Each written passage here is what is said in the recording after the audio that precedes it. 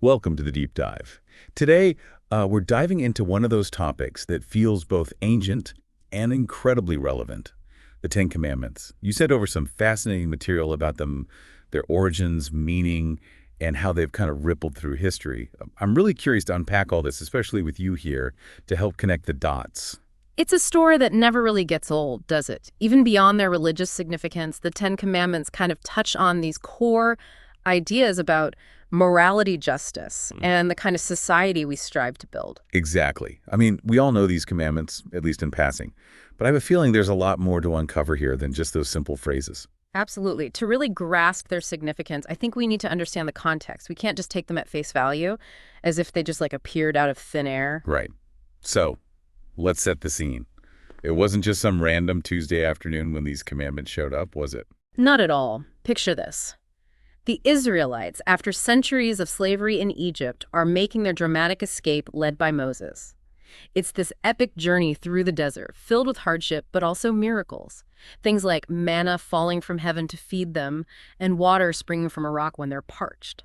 Okay, so these events, they weren't just random acts of magic. They were setting the stage for something bigger. Exactly. It was about God demonstrating power and care for his people, preparing them for something called a covenant, which is basically a solemn agreement between them and God. Think of it as a promise. God promises to protect and guide them, and in return, they promise to live by his laws. Ah, so it's like a two-way street. God provides, but there are expectations on their end as well. Precisely. And this brings us to the dramatic moment at Mount Sinai. The Israelites gather at the foot of this mountain, and the biblical description is intense. Thunder, lightning, the mountains smoking, trumpets blaring. Imagine the scene. Talk about a powerful setting to lay down some ground rules. It sounds like they're being prepped for something pretty serious. It was meant to be unforgettable.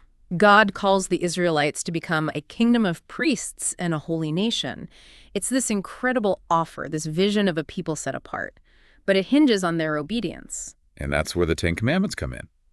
These aren't just suggestions, but the foundation of this whole covenant agreement. Exactly. These are the non-negotiables, the bedrock principles that are supposed to guide their lives and shape their society. So let's dive into the commandments themselves. I'm curious, do we just go through them one by one, or is there a particular way we should approach them? Well, simply listing them out wouldn't really do them justice. It's more interesting, I think, to think about the context for each one. Why was it given at that time to the Israelites? What was going on that made this particular rule so important? That makes sense. It's like understanding the why behind the what. All right, hit me with commandment number 1. What's the big opening statement? You shall have no other gods before me. This one sets the stage, laying the foundation for monotheism. Remember, the Israelites were coming out of Egypt, a place where worshiping many gods was the norm. So it was like a radical statement declaring that there's one God and that's it. No sharing the spotlight. Exactly. And this wasn't just about belief, it was about loyalty. They were pledging allegiance to this one God above all else. It was a huge shift in worldview. That's a powerful way to start things off. Yeah. Okay, on to commandment number 2. This one builds on the first. It's, you shall not make for yourself a carved image. Essentially forbidding the creation of idols. It's taking that idea of one God further, saying you can't just make a statue and say, there, that's God. I see. So it's like saying God's bigger than any physical representation we could create. Precisely. God is presented as something spiritual transcendent, something beyond our ability to contain in a human-made form. Okay, so no golden statues allowed. Got it. What's next on this list of divine rules? Number 3 is, you shall not take the name of the Lord your God in vain. God's name was considered incredibly sacred. This commandment emphasized treating it with respect, understanding the weight of the words we speak. So no casual swearing or throwing God's name around lightly.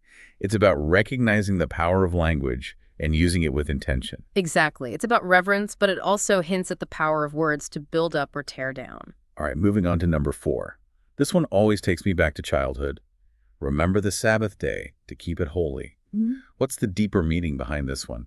This one goes all the way back to creation itself. God rested on the 7th day, and this commandment echoes that. It emphasizes the importance of setting aside a day each week for rest and spiritual renewal, a break from work and daily toil. It's interesting, isn't it? A commandment to actually rest. In today's world where we're constantly on the go, that feels almost revolutionary. It was meant to be a time to connect with God, with family, with ourselves. And yes, in our always-on culture, that idea of intentional rest feels more important than ever. So we've got 4 commandments down, all focused on the relationship with God. What comes next? Commandment number 5 is honor your father and your mother. This one establishes the importance of family and respect for elders. Not just good manners, but obedience and care for parents. And this feels like a bit of a shift, doesn't it? We're moving from our relationship with God to how we treat each other. You're absolutely right. This 5th commandment acts as a bridge between the two sets. It's about recognizing authority, yes, but also about the importance of strong family bonds as the foundation of a healthy society. Okay, so we're setting the stage for the next set of commandments, ones that focus on how we relate to each other. Things are about to get pretty serious, aren't they? Absolutely. We're getting to the core of ethical and moral behavior, the kind of rules that are meant to protect life and ensure justice. And the very first one in this set is as straightforward as it gets. All right, lay it on me. What's commandment number 6? Commandment number 6 is, you shall not murder. Pretty straightforward, right? It's a fundamental principle that lays the groundwork for a just and peaceful society. No room for interpretation there. It's about recognizing the inherent value of human life. Exactly. It's the cornerstone of a society where people can feel safe and secure. But what's fascinating is how this simple statement has sparked so many debates throughout history. What constitutes murder? What about self-defense? Capital punishment? War? It makes you think about how societies grapple with these really complex ethical dilemmas, even when the core principle seems clear-cut. Right, and it highlights how these commandments, even the seemingly straightforward ones, invite us to kind of dig a little deeper, to think a little bit more. Okay, moving on to number 7. All right, what's next on this list of thou shalt nots? Number 7 is, you shall not commit adultery. This commandment protected the sanctity of marriage, which was considered a sacred covenant back then. It's about more than just romantic relationships, though, right? It's about loyalty, faithfulness, keeping promises, the kind of things that build trust. You're right. It's about recognizing the importance of commitment and fidelity in relationships, especially within a marriage that forms the foundation of a family and, by extension, the community. So it's not just a personal rule, but something that affects the social fabric as a whole. Interesting. All right, 3 more to go. What's next? Commandment number 8 is, you shall not steal. This one's pretty self-explanatory, right? It establishes the importance of respecting other people's property and ensuring economic justice. Stealing isn't just about taking physical objects, though, is it? It seems like this could apply to so many situations, especially in today's world. Absolutely. It encompasses any form of exploitation or injustice related to what belongs to another person. Their resources, their ideas, their time, their labor. It's about fairness, honesty, and not taking advantage of others for personal gain. It makes you think about things like wage theft, intellectual property, even environmental exploitation. Are those forms of stealing in a broader sense? Those are excellent points. It's fascinating how these ancient commandments can spark such relevant conversations about modern-day issues. It's like they tap into something timeless about human nature and the challenges of living together in a society. All right, what's commandment number 9? This one is, you shall not bear false witness against your neighbor. This one's all about truth and justice. In the Israelite society, where legal proceedings relied heavily on individual testimony, giving false witness could have devastating consequences. So no lying, especially when the stakes are high. It's about upholding integrity and protecting the innocent. But doesn't this also apply to our everyday interactions? Absolutely. Think about how easily rumors and gossip can spread, even with the best intentions, or how misleading information online can quickly spiral out of control. This commandment reminds us of the power of truth and the responsibility we have to be truthful in all our dealings. It makes you think about the importance of critical thinking, fact-checking, and being mindful of the information we share. Okay, we've reached the final commandment. This one always felt a bit different to me. It is unique. Commandment number 10 is, you shall not covet. This one deals with internal desires, not outward actions. It forbids coveting anything that belongs to someone else. Their possessions, their status, their relationships. So it's about controlling our wants and being content with what we have. Yes. And it recognizes that many sins, theft, adultery, even murder, can stem from uncontrolled desire. This commandment goes to the root of the issue, urging people to examine their hearts and their motivations. But it does bring up an interesting question, doesn't it? What's that? Well, is all desire bad? What about the desire to improve ourselves, to strive for excellence?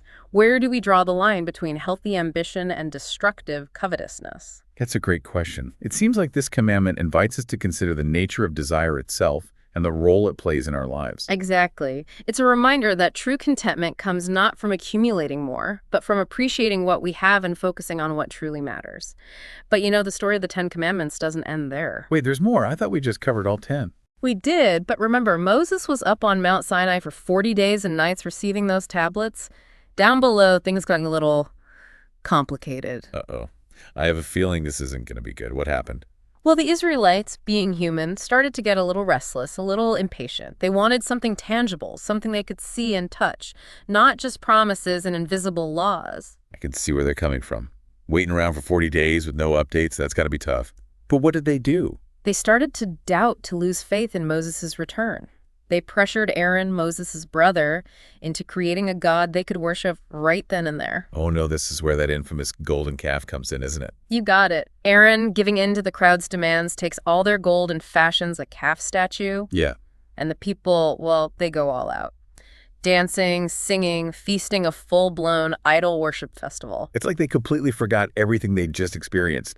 The Exodus, the plagues, the revelation at Mount Sinai, all gone. It's a stark reminder of how fragile faith can be, how easily fear and uncertainty can lead us astray.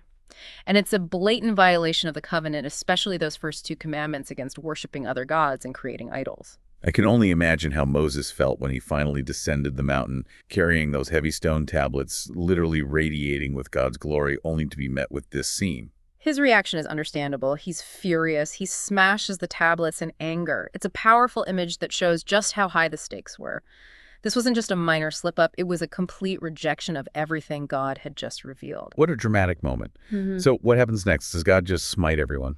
No, surprisingly, we see God's mercy at work here. Moses intercedes on behalf of the people, pleads for their forgiveness. And God, while deeply disappointed, does relent. He agrees not to completely destroy them. So no mass smiting. That's good.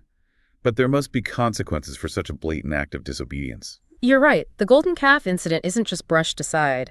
It serves as a warning, a stark reminder of the seriousness of the covenant and the danger of straying from God's path. So the covenant is broken, the tablets are shattered. What now? Do they just pick up the pieces and try again? In a way, yes. Moses, bless his persistent soul, has to ascend Mount Sinai again. This time, he spends another 40 days and nights fasting and praying, seeking God's guidance on how to move forward. So round 2 on the mountaintop. What happens this time? God, showing remarkable patience and grace, rewrites the commandments on new tablets. This emphasizes the possibility of second chances, but also the enduring importance of commitment and obedience. And Moses returns glowing, literally. That's right. The text says his face was radiant, shining with the light of God's presence. This wasn't just a metaphorical glow, it was a physical manifestation of his encounter with the divine. Wow, I can only imagine how awe-inspiring that must have been for the Israelites.